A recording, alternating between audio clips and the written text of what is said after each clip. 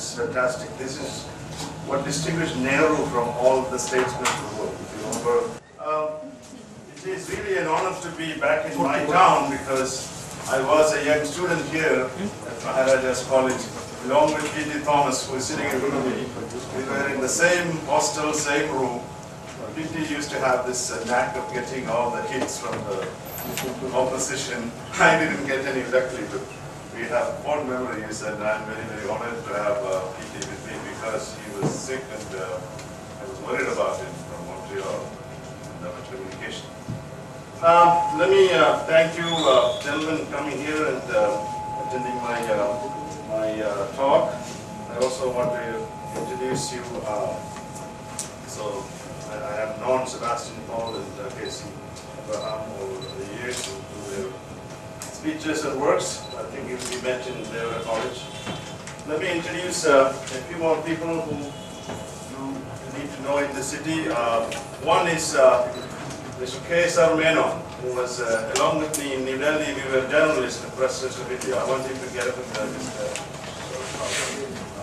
K.S.R. was a leading journalist in Dubai also, and then he retired now in your town. So you should make use of him more often because he's a very distinguished journalist, and he has this book which I encourage you to purchase and read, which I read in Montreal. It's about actually connected to this topic, and in some sense we were kind of coincidence that he was writing the same book about this potential for use of nuclear weapons and terrorists acquiring the weapon, but it's written like a thriller. And I must say that this should get the attention it deserves, and I'm sure it is getting it. And his wife Kartika, whom I met also in Delhi as a very young person. But some 30 years ago, one great thing about being in this business is friends never fade away. And when I come back to these places, I get quite good reception just returning from various parts of India. I was in New Delhi where I had lots of journalistic friends. All of them remember me for whatever reason it is, but it is that is what the value of Indianness in you, and please keep that when you grow older and move away to different parts of the country or the world. I won't go too far into that topic, but let me talk about my book, which is getting some international attention for the reason that it is one of the rare books that explains Pakistan, or attempt to explain, and partly because it is such a crucial country in today's world, the emerging world order.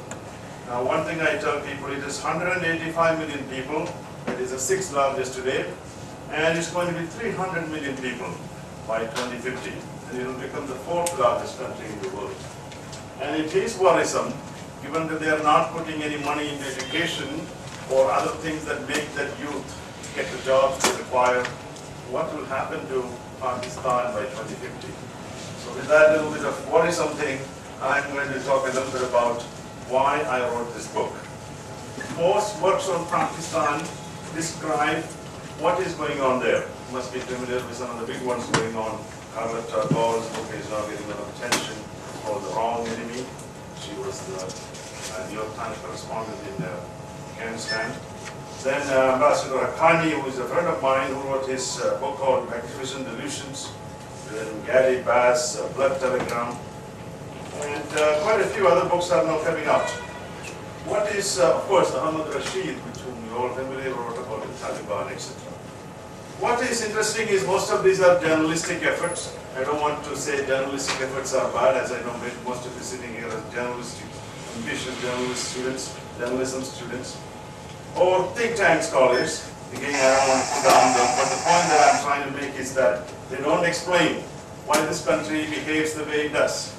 And many Pakistanis simply believe that it is all the fault of the rest of the world, including India, including America, Russia, etc. There is some truth in that. The rest of the world has really used them, but they are not innocent bystanders. They use the rest of the world wherever they could, and they are in this predicament. And my effort as a social scientist is to use my knowledge or understanding of historical sociology, international relations, comparative politics, as well as military history, trying to come up with a coherent argument. Now, when I say coherent argument, this is one of the biggest problems in social science reasoning, that most people will put all kinds of arguments into a book, and that will look like a soup, a vegetable soup. But good works, or I don't want to claim mine is the good work, but good works try to focus on one or two key elements that distinguish, that explain the particular puzzle that we are talking about.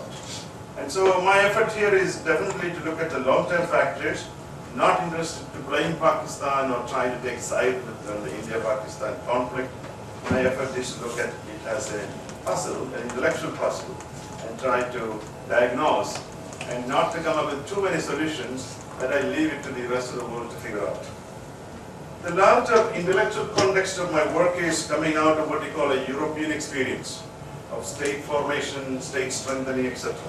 There's a big literature in historical sociology that argues that states made war, war made state. In fact, the 400 years of European history is a process by which states became warriors. War was the mechanism by which countries became strong, and war was how they achieved their internal strength also.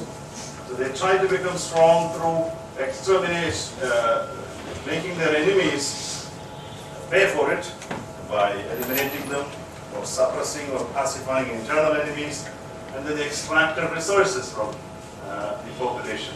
They made social pacts with powerful social groups within this country that conferred the blessings.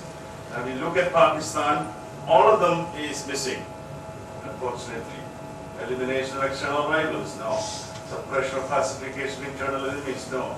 Extraction of sufficient resources from taxation, not really. Strengthening of states, and social pacts. Now, obviously the pacts they are making them more into trouble. So this is not to argue that some states in Europe also became weak through this process, and big powers such as Byzantium, Burgundy, Austria, Hungary, the Soviet Union all declined or collapsed as a result of what they call war making. So the question is that some did become strong, and that is why it is indeed a big powerful theory in historical sociology. And Tilly has a big school, Charles Tilly, the big founder of it, who is called the Tillian School, and he gets a lot of citations and contested arguments. And so people try to apply this to the developing world, Africa and Latin America, arguing that they did not become strong because they didn't wage big wars. If they engage in war making, they would have become strong. And I have problems with that argument. I won't go into all the details. It's more theoretical sort of thing. But anyway, my starting point is that this European story works during much of the human experience in the last 500 years. But in the post-World War II period, it is not enough what we call coercive power of the state. The state should have the power to integrate different ethnic groups, different social groups, etc. So this is what the big problem with Pakistan. It has put all its eggs into this coercive power of the state, trying to emulate or imitate the European state model, and at the same time forgetting what we call the integrity power of the state. So I argue sort of my pitch to this, entering into this argument, the debate with the big scholars in the field is that it is indeed those states that became developmental states, those countries that put money into internal development and external trade, that have become strong in the 20th century, late 20th century, 21st century. And so Pakistan is a good testing ground for some of these big debates in our different fields, almost all social sciences, trying to see why this country has not become strong despite it put so much emphasis on war preparation. And it fought 4 wars. Out of that, perhaps 71 was the only one where it was not the primary initiator, although it contributed in a big way. And the military has been ruling over half of its existence. Even when they have a democratic interlude, I would call it a hybrid system because the military has what you call the veto power. India is their primary enemy, and here I look at the material power capability differentiation between these two powers, and you will see they're 1 to 7 or more. It was 1 to 4 before the liberation of Bangladesh. But their effort has been to achieve what you call strategic parity with this larger neighbor, and I will discuss in detail in a minute what that means. One has to We surprisingly, there's nothing surprise about it. It appears in almost all the weak state or so-called failed state indexes. Its performances is really pathetic on various areas where you call a capacity of the state. And the capacity of the state to control the different parts of the territory. That is one big dimension of an indicator of the capacity of the country. And it is obviously the biggest theater today of mindless sectarian killings. Obviously, there are other theaters which we can discuss. And one of the biggest indicators of a country's unsuccessful efforts is their position in the Global Competitiveness Index. Pakistan stays at 124, and it is declining. It is one of the least globalized countries in economic dimensions of trade and investment, but it has about 110 nuclear weapons growing, more than India does. And they are planning to deploy some tactical weapons on the border, which will incredibly create a very catastrophic potential for this volatile region. So, there was a recent report after I wrote the book that the 2014 Business Environmental Ranking puts, by the Economist, puts Pakistan 74 out of 82 countries, 2 notches below last year, despite the so-called transition to a, what we call democratic transition. Nawaz Sharif's transition from another political party, civilian government, was indeed a milestone. Pakistan never had that without a military intervening. So one has to look at this silver linings, military remaining in the barracks, efforts at economic integration. But one cannot just wish away saying that things are going into a linear or a good prospects.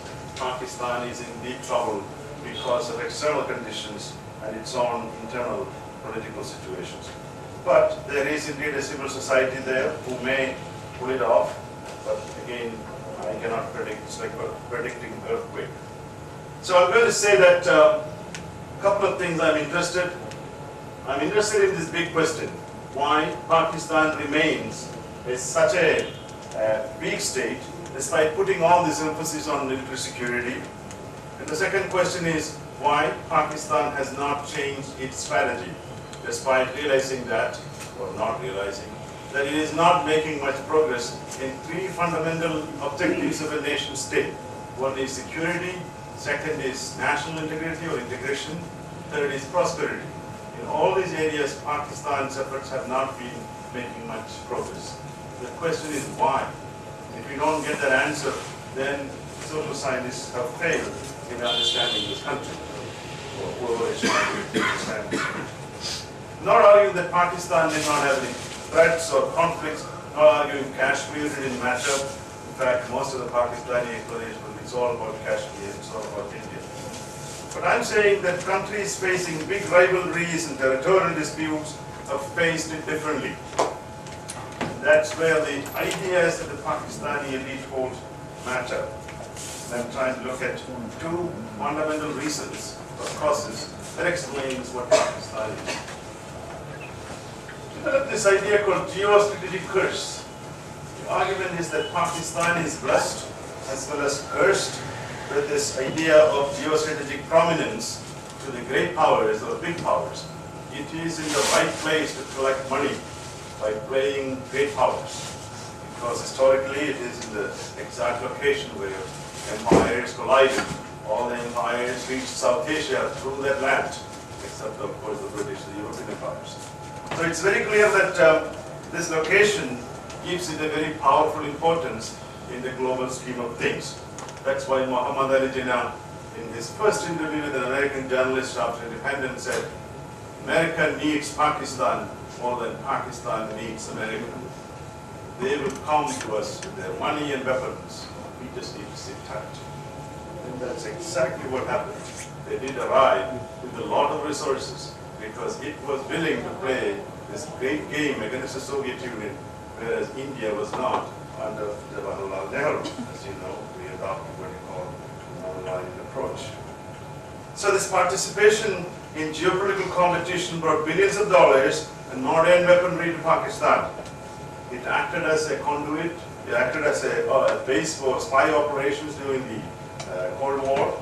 Then in the 1980s, it provided weapons and funds to the Afghan resistance. and since 2011, a major ally in the war in Afghanistan. Not only the US, China since 1965 adopted Pakistan, as the US has adopted Israel as its ally. Then Saudi Arabia, a number of friends in the Arab world, treat Pakistan as a very pivotal state. So what is missing in compared to, say, South Korea and Taiwan, the two other countries that faced intense rivalries and conflicts that became very powerful states, economic forces, economic powers. What is missing is internal extraction or innovation and external trade. The military elite in Pakistan became key players in the economic and political system, and they did not engage in extraction, which is the European way, or trade with the rest of the world as the other East Asian countries have done. So I argue that this is almost like the big literature about resource curse, or foreign aid curse. I argue that if a country has one resource, that's oil, it is a curse, because it will put damper on its becoming a proper democracy. It will not develop what you call a middle class or a civil society. It will not have the incentive to reform and create strong institutions, and there will be no long-term investments in productive sectors, because the oil money is coming, or foreign aid is coming, or in this case, the allies, the big powers, will bail you out. So this is my biggest argument in this book that's getting the most attraction, because I'm the first one to call this the geo-strategic curse, because other people call this a REMS, but anyway, that is to my knowledge. So that has attracted the attention of scholars and journalists in many parts of the world. And one of the big indicators of Pakistan's weakness is its inability to collect taxes. Pakistan is one of the world's least tax collecting states. It has some 170 million people, only 2% pay income tax, making Pakistan's revenues from taxes among the lowest in the world, and notch below Sierra Leone as a ratio of tax to gross domestic product. Something like 10 million Pakistanis should pay income tax, 1.5 million are even registered. Even many in the current government and the previous governments did not show any income. I don't know if it's possible in India, obviously. Thomas is sitting here. I would like to know if an MP can go without reporting his income. But clearly, it is a major challenge to this country that it produces so little income from income tax. So something like right now, that number has declined. The chief of Pakistan's state bank, the former chief, said only 0.7% of the population pays any income tax. But Pakistan has big, substantial foreign remittances. But Pakistan is working abroad, which is also a curse. By the way, Kerala gets more than Pakistan, so you do have a curse too. Somebody wants to write about it. Why is it a curse? It doesn't allow a country or a society to innovate unless you put that money into better uses. And I don't want to go into details, but this idea is that getting free money, easy money, can make a country or a state. Between 1960 and 2012, Pakistan received something like $73 billion from 20% from the US, Japan, France, UK, Germany, International Development Association, World Bank, IMF, etc. Now, very interesting thing about Western countries, the moment America comes with aid, all the allies also come with it, including Canada. The US doesn't give, others don't. They're a lot more tightly connected than you think. And it is indeed the international institutions today are the big supporters of Pakistan. The World Bank gave recently $12 billion, IMF 6.1 billion, US 1.7, Saudi Arabia 1.6, etc., etc. Now, there's no problem in getting money like this, but the problem is that money is not allowing Pakistan to transform. That is my central argument. And the military is a big player in the Pakistani economy. It is what you call the military inc, or military incorporate. It runs a lot of institutions. It is actually the big holder of major businesses. And also, people serving in the Pakistani army get land after they retire. I mean the senior people. They retire, they get acres of land. And this is a very dangerous system. A military getting land and it is a major part of the economy, have no incentive to change their position in the society. And this is what happened in Europe, in Prussia, in Wilhelm, in Germany, and many countries where the military was the ruling hierarchical, most important ruling elite. Pakistan has not done any land reforms, which means something like 2% of the population have 90% of the land.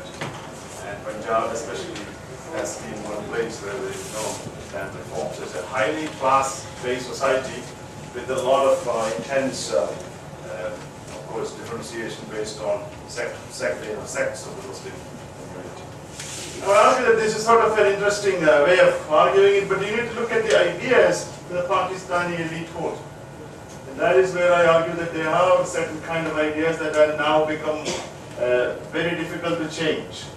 And this applies to every society, elite especially, have come with belief systems because they are told this is how it is.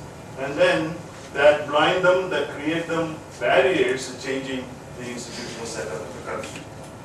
So what are the, and this actually it's not just to Pakistan, every country, United States, if you look at George Bush and Rumsfeld, it applies to them so well that they could not change their mindset about a particular situation by going into Iraq, for instance.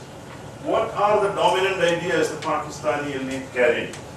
And this is where my international relations scholarship comes to very handy. It is a deeply rooted national security state, believing in what they call Thomas Hobbes' idea of a state of nature, war against all. And so it's a Hobbesian worldview, somewhat similar to Germany before World War I. And strong, of course, it's a very poor country, Germany was rich. Strong national security state is important because you have too many enemies who will eat you if you don't protect yourself. None loves you, therefore you have to be prepared for the eventual big war. And so cooperation is not part of the dictum here, and it is indeed an elite that is based on certain ideas about the conflict with India. They believe in general that conflict with India is natural, it is never going to go away, and that therefore they have to be prepared all the time. And they should also take the lead sometimes in offensive operations that India can be put in its place. Stephen Cohen, a major scholar in South Asia, wrote this book called The Idea of Pakistan, where he argues that this country has something like 500 odd decision-making elite, and they have operational cores, and these ideas really are continuing even when the elite changes. One of them is armed forces are the model for Pakistani society. Deep-rooted social reforms are impossible, especially land reforms, universal literacy, and very risky to undertake. They have also been influenced by British strategic ideas. This is one topic many Indian scholars have not done much work. How much Britain has influenced both India and Pakistan. For instance, divide and rule. Pakistanis definitely think that they need to divide the Pashtun population so that the demand for a Pashtunistan will not recur. And that Afghanistan should be a weak vassal state, or as the British used to call it, a buffer state, and make sure that state will never rise up against Pakistan. Then there are deep-rooted Quranic concepts of war. There's nothing against Quran or Islam here. Essentially, it is the notion that warfare can be waged against very powerful enemies that will eventually give up. And that's the story of Islam spreading from small part of Arabia to the rest of the world, beating a lot of empires, very powerful kingdoms, etc. Now, I'm not saying everybody is influenced by these ideas, but since Ziaul-Haq's time, one of the most important books of Pakistani military elite read is called The Quranic Concept of War, which you can get easily at bookstores, and which really tells you why the elite thinks that a war is feasible. Continuing this strategy will not hurt Pakistan beyond a point. Now, the challenge is India, which, as I already showed you, 6 times, 7 times larger, many parameters of power. You cannot beat India, but you can achieve what we call strategic parity. And this parity is achievable and desirable, otherwise India will not allow Pakistan to survive. Pakistan will be divided by India once again. as happened in 1971. But even before that, the idea of parity was very deep in the Pakistani elite. You know that after 71, it has become very difficult to match one-to-one. But what they have done is symmetrically matching the strategy, the alliance relationship with China and the United States occasionally, and of course, the acquisition of very qualitatively superior weapon systems, and today it is nuclear weapons. The nuclear weapons are not just for deterring or preventing war, it is for maintaining the status parity that they are keeping alive. I make an argument in this book that this desire for strategic parity is not simply out of a desire for military equality. It comes out of it, the deep roots in South Asia's history. It can be traced to the demand for a separate Muslim homeland to regain the lost power of the Muslim minority and the conceptual inheritance of the Mughal rule. This is again something I was surprised to note many scholars haven't picked up yet. This is the Mughal Empire. You see where it started from Uzbekistan, today's Uzbekistan, and it ended when Aurangzeb was in charge. Before that, obviously, there were Sultan in Delhi, quite a bit of Muslim empires. And so they were the ruling elite of South Asia for about 1,000 years. Except for the deep south, India was a Muslim country, a Muslim-dominated country. And then came the British, which created two kinds of states. One was British directly controlled, now you know your history books. Other one was quasi-independent, including your Travancore or Cochin. And then the British were, before the East India Company was known, this is after quite a bit of periods of acquisitions and divide and rule. But the most important event for my discussion here is 1857, when the World War, the First War of Independence took place, and the British faced the biggest threat from Muslim elite or Muslim rulers, who had the support, of course, of Hindu soldiers. As you know, Mughal Empire, the movie will tell you how that brutal war was. Both sides engaged in intense violence. In fact, there are descriptions of hanging bodies from Kanpur to Delhi, or in front of the Delhi gate, a place like that. Incredible violence, and anyone who visited Lucknow can still see some of the remains, remnants of the brutal fort that the war was going on. Anyway, the point I'm trying to make here is that after 1857, the British sidelined Muslim elite. In fact, the last emperor was Mughal Emperor was exiled in Burma. And then they started to help the Hindu upper class into major positions, whatever position they would give. This is the context in which the desire for Pakistan comes out. Many Indians don't realize it is a great desire to recapture the lost glory of the Muslim rule in South Asia that Pakistan and Jinnah was embodying. It's the loss of power that was haunting them. Even today, they thought they will be equal to India. They thought they will get entire Punjab, entire Bengal, and Kashmir. That would have made Pakistan almost quite equal, at least 45% to 60%, 65%. But instead it got half Punjab, half Bengal, and Kashmir, of course, it had to fight that war to get 1/3 or less than 1/3. So Jinnah called it a moth-eaten Pakistan. It didn't get what it promised. Of course, India did not give also the money that was promised. You may recall Mahatma Gandhi had to go on a hunger fast unto death to get Pakistan 50 million rupees or something that was promised. So they have this intense dislike of India because it was not getting. It's like two brothers separating their ancestral property, and one brother believing that he didn't get enough. The other brother cheated on it, kind of thing. Anyway, I won't go into that kind of discussion here. As you know, Kerala is a place for those kind of stories, recur off and on. So, my argument is that this country is stuck with a certain ideas, and it has the geo-strategic prominence. Countries rarely change without the activism of a powerful middle class, and that middle class often is important to fight to wage the kind of thing that is needed to create a proper democracy. a civil society. That's why your political parties here are needed to engage in that kind of, not necessarily fighting for all the causes, but to make sure you have the governments serving you rather than the other way. And so this country is missing that middle class. Some people say it has 2 million people as middle class, others say 10 million, but it is very tiny. Then it's also lacking what you call a civil society. It's starting to slowly emerge, including the media, which is very important for the state in showing the world that it is needed to protect or to change the way the country is run. So 2 ways by which a country, now these are the consequences of this conflict with India. This desire for strategic parity, and where it is not gaining it, and so it makes it very disentangled. By the way, during the Cold War, it was able to maintain quite a bit of equality with India. The great powers treated India, Pakistan hyphenated. But after the end of the Cold War, India started picking up its economy. Now India is rising power. Pakistan is equated with Afghan, which makes them mad because they thought it was equal to India.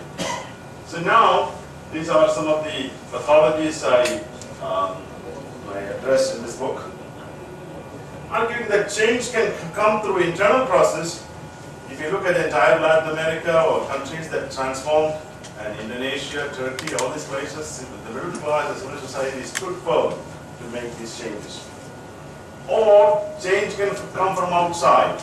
So the pressure for change can come from the United States, should have been the main country that should have put pressure on this country.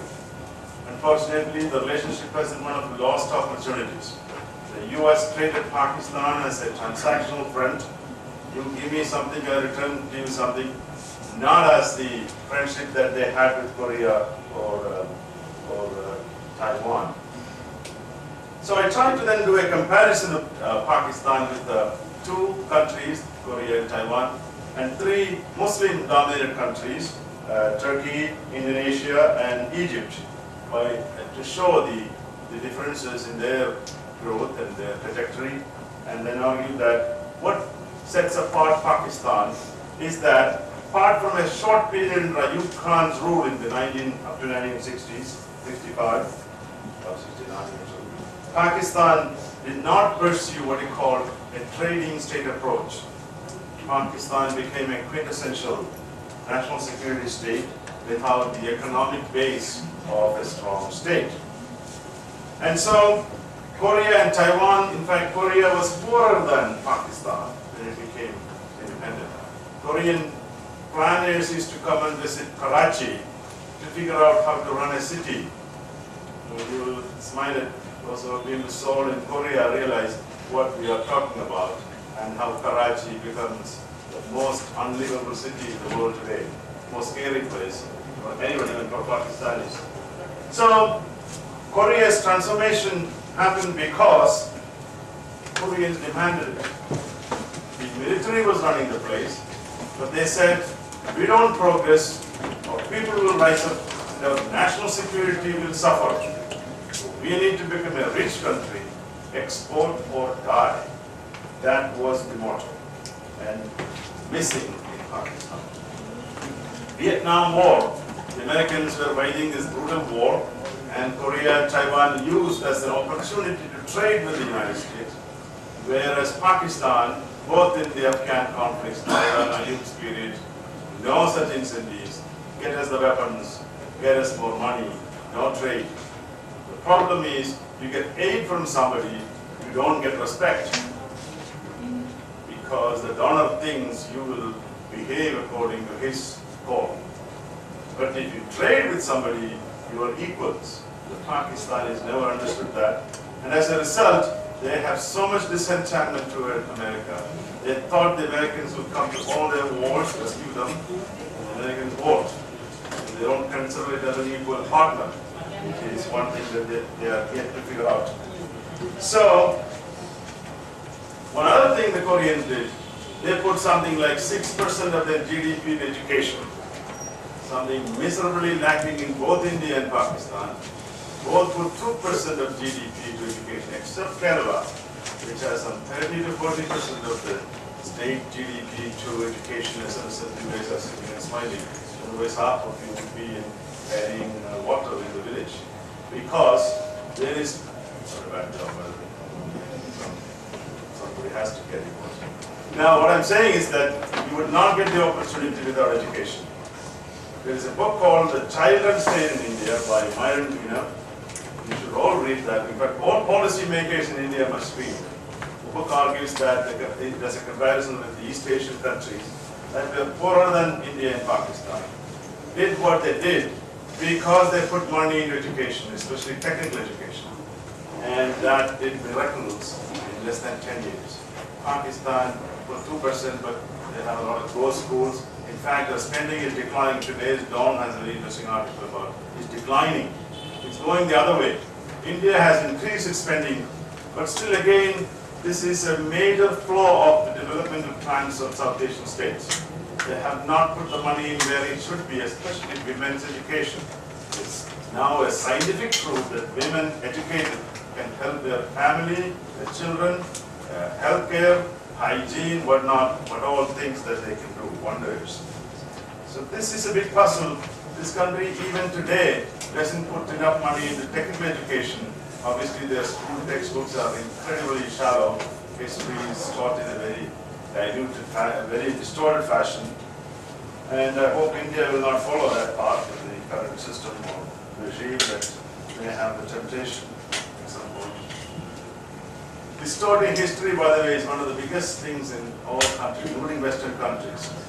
We never talk about, teach good history of other countries.